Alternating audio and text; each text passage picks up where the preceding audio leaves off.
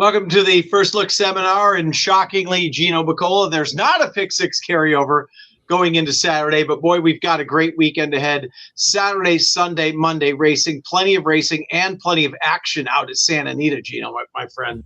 Yeah, our focus will be on Saturday and the late pick five. The Saturday card is all about the Calbreds. Calbreds from top to bottom on Gold Rush Saturday. Then on Sunday, we'll have the Corgi races out on track. People love coming out on track to see that. And then on Monday, it'll be Memorial Day racing, graded stakes action, a couple grade ones, and the grade 2 Hollywood Gold Cup, and then the Folds of Honor poker tournament following that. And I think all the on-track events begin on Saturday, like the beer festival, the barbecue festival in the infield, the carnival, Memorial Day carnival out there. So there is a ton of stuff going on over the next few days at Santa Anita.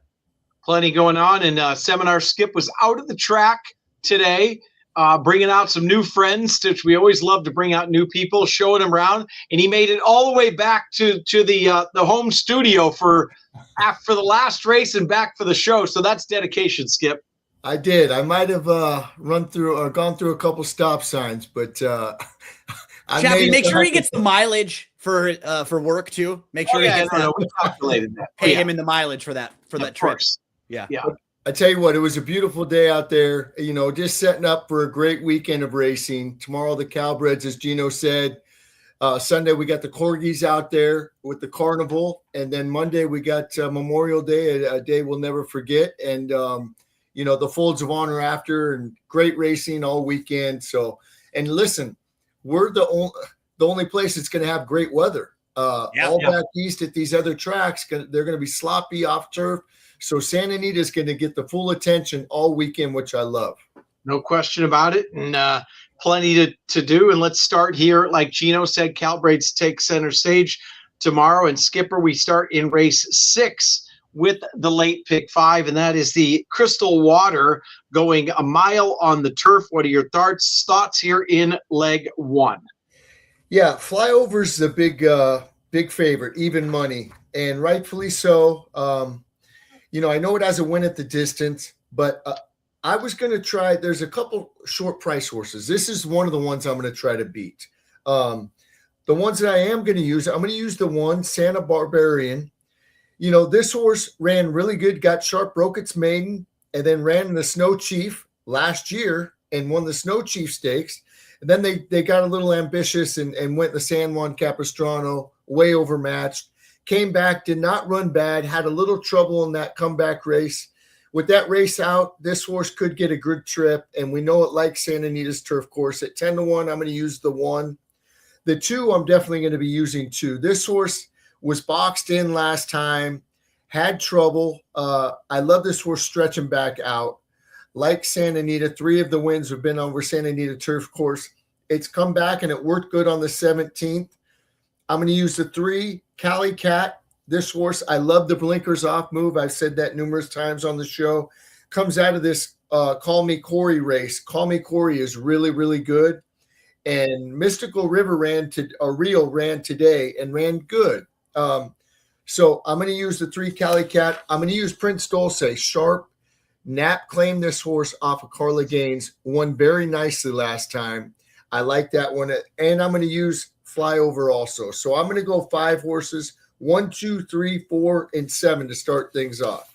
1, 2, 3, 4, 7, 5 deep there. Gino B, what's happening with you in race 6? Respect the 7, Flyover.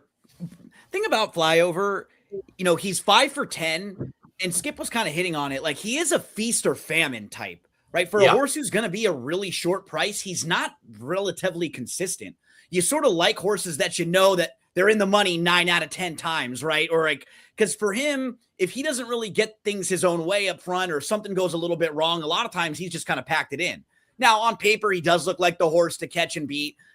I don't think there's that much other early speed in here. So when I'm looking for my long shot, I'm going to go to the 8 here, Curlin's Chaos. This horse is 30-1 on the morning line. Just a couple things. So he actually has the co-top buyer in the field. It was on dirt, right? So his 96 buyer is on dirt in the Real Good Deal.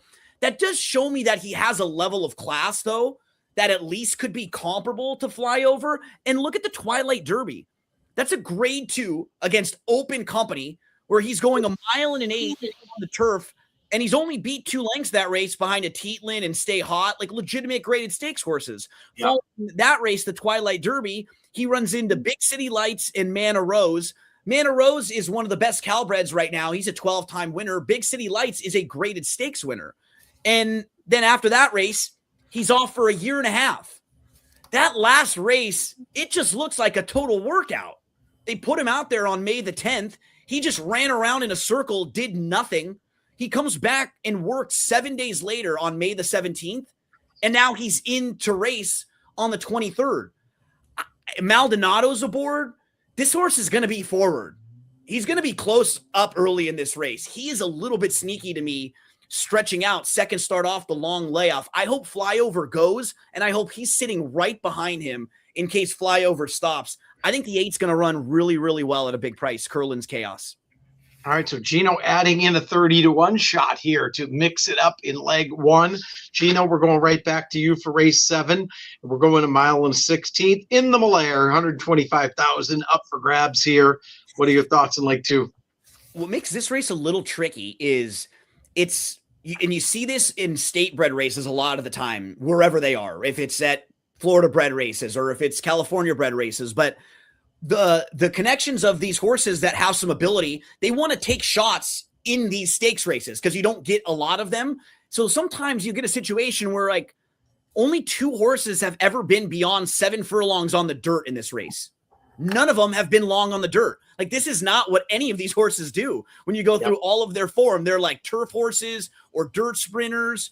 So I think there's one horse that actually could run well because of that. And that's the 5, Cecilia Street, who actually has gone a mile on the dirt, ran really well behind Liberation last year at Los Al, and then has never gone a mile on the dirt again since. It's all been longer on the turf, shorter on the dirt. So is Mohaven and Run with Liberty, the horses that beat Cecilia Street, maybe they're better than her, but could the mile on the dirt possibly be the equalizer? If Mohaven doesn't want to go that far and maybe Run with Liberty isn't a dirt horse. Right? At least we know that this horse can run well going long on the dirt. Give me the 5, Cecilia Street, along with the logicals. The 4, Mohaven, is probably going to be really tough to catch in here. It just does not look like there's very much early speed in this race either. And if Mohaven catches a flyer, she could be long gone. 4, Super Logical. I definitely want to make sure the 5 gets in the mix for me, Cecilia Street. All right, so 4, 5, some of the logicals. Like Gino said, Mohaven, Skipper, look, very short number, but it's never gone 2 turns. Who knows here? So what are your thoughts in leg 2?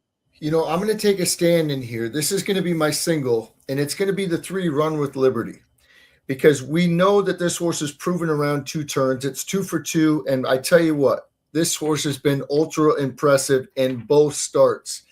It looks like a real nice one, Calbred for Jeff Mullins and BG Stables. The dirt is a question mark. But on the bottom, the dam side, there is dirt breeding.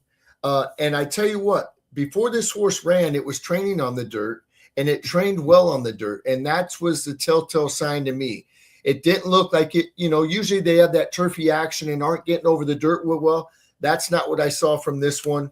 I'm hoping somebody goes with Mohaven, or Mohaven can't get the distance. I love the 3, Run with Liberty, and I'm going to single here. I love it. Gutsy single there, Gino. Right? Good single. That's a great spot to single if you like that horse, because I think most people will probably single the 4 in that very same race. You're going to be against them. And 4, 5 for me. And then probably some 3, 4, 5 now too. Skips that strong. But this is the type of race where I want to try to beat. I'd love to get against Mohaven. Just on paper does look like the one to catch. At least Run with Liberty can sit close too. Like that last race can sit close enough to stay within striking range. Yeah, and that's, Gino, that's kind of what I thought. I mean, last time it was right on the pace. The first time it was way back and made that big sweeping move. Last time it was right off the leader. So it does have tactical speed, and I know he could get the distance. Or she could get the distance. That's what makes those races so fun. And a lot of these is that if you're in that division, it's like, hey, we got a stakes race here for $150,000, $125,000. We're going to take a shot. Even if we may not be a dirt horse, let's see what we got, right? And that's what they're going to give a run for their money here with Run with Liberty. Did you guys give the one a look at all? I know coming out of a maiden race, that's pretty tough. We always talk about Carla Gaines never winning first time out. She did win first time out that time and now stretches out. I just thought, an interesting the race horse. has been live too. That horse, Yeah. Krista McLaughlin, came back to win by 8 lengths in the next start. So she beat a nice horse. But yeah, like you're saying, it's not that I want to dismiss her. If anyone has a little bit more reason to like her, it's just so tough from that turf sprint going to a dirt route in Versus second winners. start. Yeah. Right? Just from one start to the second start, drawing the rail. Like, you'll probably get a fair price on her, though. Like, it's not like she's a short price that we're trying to knock. It's just, I didn't have enough to get there, but I wouldn't talk you off getting there for sure. Yeah. No, I'm with you. I just was bringing that up. And George's favorite jockey, Florence Drew, was aboard, too. Did you see the article today that I think he's going to be heading back? It looks like towards Churchill, I think, to have a lot of his base over there. So he'll have some mounts here, maybe a few on over the weekend, but I think he's going to be heading back now towards the Midwest. Yeah. That was a key race because She's No Quaint came back and won the last race today. So that was a live race. And maybe you get ahead of it even before everyone starts seeing those italics pop up, right? Right. Yeah. Interesting price. And the horse probably won't get bet, but I mean, obviously I'm with you guys. 3-4. I think the 3 has got huge upside and everybody's going to single the 4. So, all right. Right back to you, I believe, Skipper. We go into race 8, a mile on the 8th, the Snow Chief on the turf here. What are your thoughts here in race 8? I'm going to go too deep. I'm going to use He's a Knockout. That horse has been very impressive. Broke its maiden going 5/8 at Del Mar, came back off the layoff, won going 6.5, and won. Broke fast and finished fast, I put on my notes. This horse should be able to get the distance. It will be in front, but I'm not going to single. I'm also going to use the 7, Third Beer. This horse drops out of Open Company back to Cowbred Company. He just ran against Bust Out. Bust Out won the stake last Sunday at I think it was last Sunday at Santa Anita. I can't remember what stake it was, but it was for Michael McCarthy. Look who else it ran against. Stark Contrast. That horse came back and won on Grade 1 Derby Day. American turf. Horse next race is going to be in the Belmont Derby, and one of the favorites probably for Michael McCarthy. And so that horse, I love the company. It's been keeping. We know it likes the distance. We know it likes the grass. Third Beer is actually my top play, but I'm going to also use He's a Knockout too. I'm going 3 and 7. All right. Something that Captain Chalk Jr. III has never said no to, a Third Beer. 3-7 for Skip. What about you, Gino? Yeah, Beer gave me. We're very similar here. I'm just going to add the 1. I think the 3, as he pointed out, is the horse to catch, but we haven't seen this horse go that far. I wonder, I want to think the 4 can put pressure on the 3, but the problem is they ran against each other last time out, and the 3 was so far ahead of the 4. So it's like, I'm not sure if anybody can really put pressure on the 3, but if the 7, everything that Skip was pointing out, the running lines, the races with Stark Contrast, the 2 races with Calbeds, both wins. Now back in with Calbreds. Sometimes it's just that simple. The 1 Unrivaled Time, he's better than that last race. 2 starts back, he ran behind Stark Contrast as well, who we were just pointing out. And he has a good late turn of foot. I think he's just a little quirky where you just got to kind of hold him and let him make one late run and not let him get a little too eager, because sometimes he goes a little early and then he flattens out. I think they can just grab a hold, give him one late run from the inside. So I'll go 1-3-7. 1-3-7 for Gino. And there's another race where, you got a 6-5 favorite on the morning line who's never been past 6.5 furlongs, now going a mile and 1/8, right? So, I mean, the talent is there, but there's a lot to prove tomorrow at a short price, Gino. Compete repeatedly, right? All of these short price favorites in a row are not going to win. Maybe 1 or 2 go down, but that's the key, is in the sequences. Which one can you be strong against? Can that be the race where you maybe spread out a little bit, give yourself some opportunities? And yeah, I think we have a really logical horse there in Third Beer. What's nice about Third Beer too is they can sit close. So if the speed horse gets loose, maybe, and some of these other horses can't keep up, at least Third Beer can be stalking maybe within a couple lengths and maybe fall into that victory. Yep, no question. All right, Gino, right back to you. We're already on race 9. We're going a mile. State breds, of course, once again, optional non-winners of 120. What are your thoughts here in race 9? We'll take another big swing. So Start the Ride. I think the two horses that I feel like are the horses to beat in here are in the middle of the group, the 4 and the 5. So you've got, and they're kind of opposite end of the spectrum from running styles. You've got the 4 King's Ride, who's actually a half sibling to the horse Brickyard Ride, who was a graded stakes winner and a really nice Calbred. And Brickyard Ride was a sprinter, but he actually did stretch himself all the way out to a mile under the right circumstances. So maybe that can be the same for the 4 King's Ride, who has been a little bit unlucky. He was part of a 4-way battle last time out. He was 3 deep. He poked his head in front, but the rail horse battled back. Start the Ride makes a lot of sense. He was 3rd last time out. The big price horse that I want to use is the 8 Spiritual Advisor.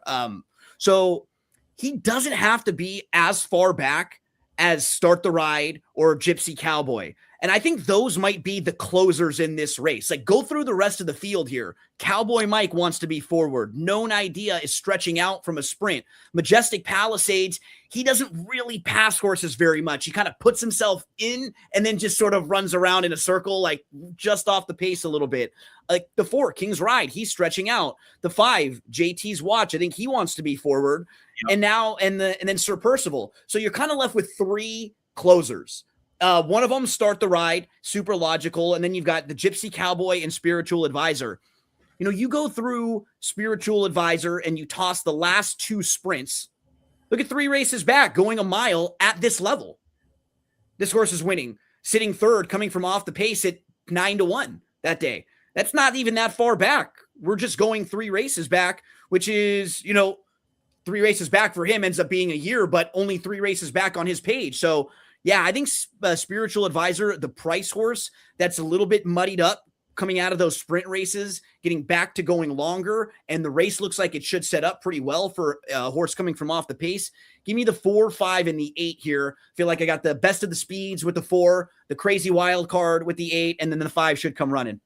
Yeah, like Gino said, once again, pace is a little bit muddied up here, and maybe a bomb like Spiritual Advisor Skip could come in. Do you have any prices or anything that you're looking at different here in race 9? The only one that I'm going to add that Gino didn't, I'm going to add the 1, Cowboy Mike. I like this horse putting the blinkers on, breaking from the rail. They got to go from the rail. They got to do it. And if they do go, this horse has shown that it could sit a little bit off it. It doesn't really pass horses too much, but I'm hoping with Rosario's muscles and power, maybe he could, if he doesn't make the lead, that, maybe he could push this horse to pass a few horses. So I'm going to go 1, 4, 5, and 8. Gino, I'm glad he mentioned the 8. I like that horse, especially at a price. And going back to the mile races are not bad, Gino. So that's great handicapping. Well, Cowboy Mike is, I don't know why, to me, seems like that horse has been around more than, it seems like the horse has been running for about 12 years, right? Yeah. I think there's like another horse with a similar name that we might be like putting the 2 of them together, right? Yeah. That's something, because I agree with you. I was like, 6, he's got to be 9 years old for sure. That's hilarious. All right, we get to the 10th and final skip, and just like today, we've got another full field. We got maidens. We're going a mile on the turf. These are good races to look at. Good races. Sometimes you can get a price. What are your thoughts here in race 10 to close things out on a great Saturday, leading into a terrific Sunday and especially a great Monday? Yeah, it's a good race to end with a mile on the grass. I'm going to use the 1, Robin Olds. This horse, the first 2 races, had a ton of trouble in both starts.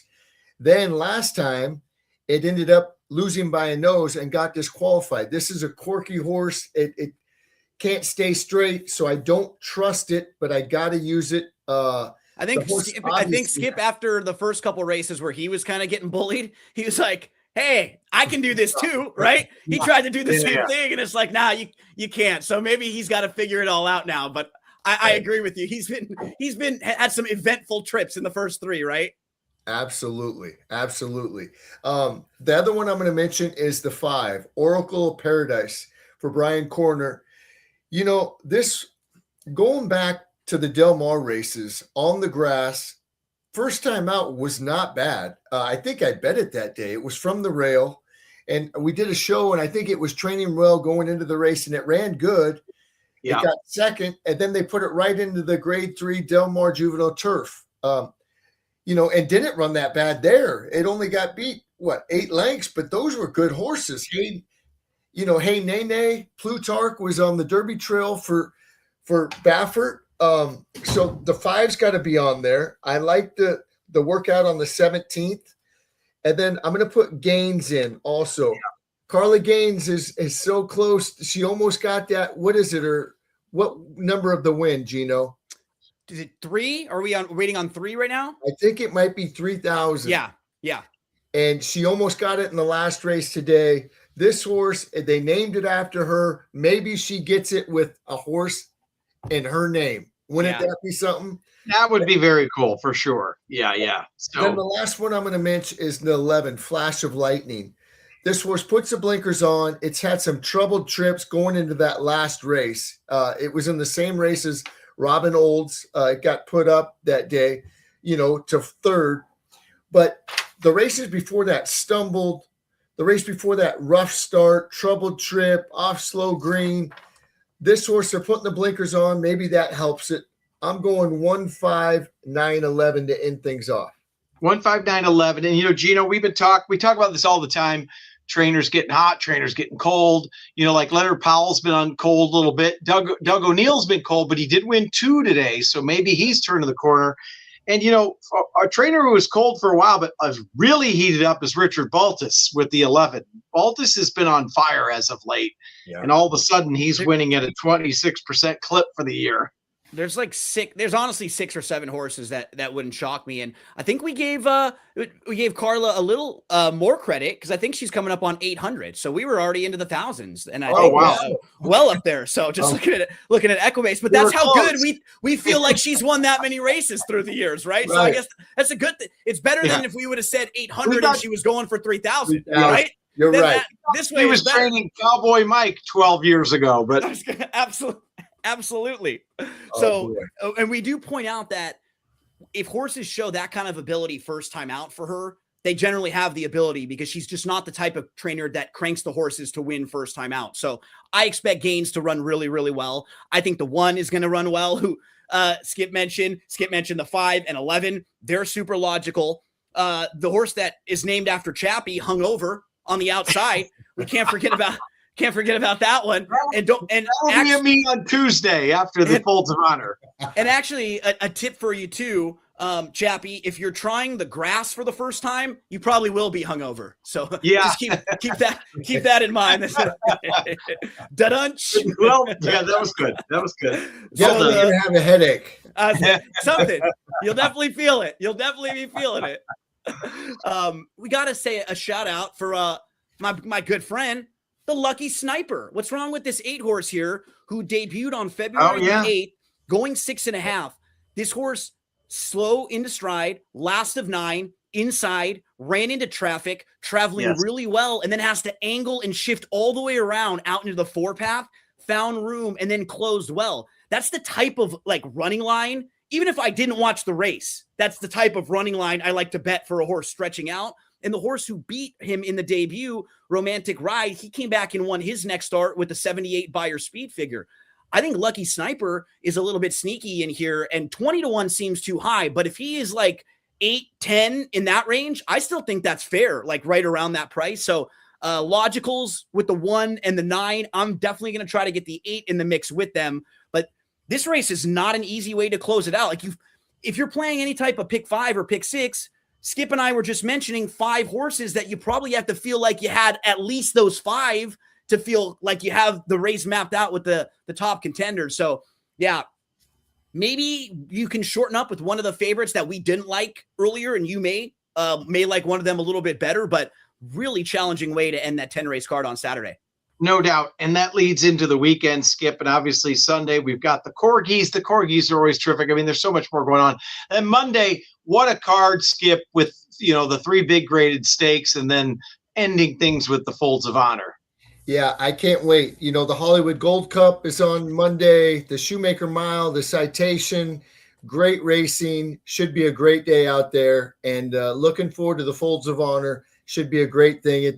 We didn't have it last year, but the years before we had it, and we always had a great time playing with, trainers, jockeys, Chappie, Dave Weaver, numerous people. It was a lot of fun out there. And Gino, I'm going to use Lucky Sniper. So thank you for letting me know about that one. I can play George O for a second. So if Monday you want to play in that Folds of Honor poker tournament, 30 minutes after the last race, it'll be in the players room in the Baldwin Terrace, and it's $150 to get yourself in. That's the cost if you want to get involved. So for the $150, you get the full day at the races, a reserved seat, the night of poker, you get drink tickets, food included, the silent auction, all that stuff with the $150 donation, and you can win some of those prizes. It's a fantastic fundraiser for the organization that provides scholarships to the families of those who have been in accidents when they are providing service. So it is a really, really great organization. And if you can help at all, make sure you get out there on Monday. And the way they set it up too, we can attest that, they have professional dealers come in, they have a clock, so the blinds go quickly. It moves along very fast. I mean, it's very well organized.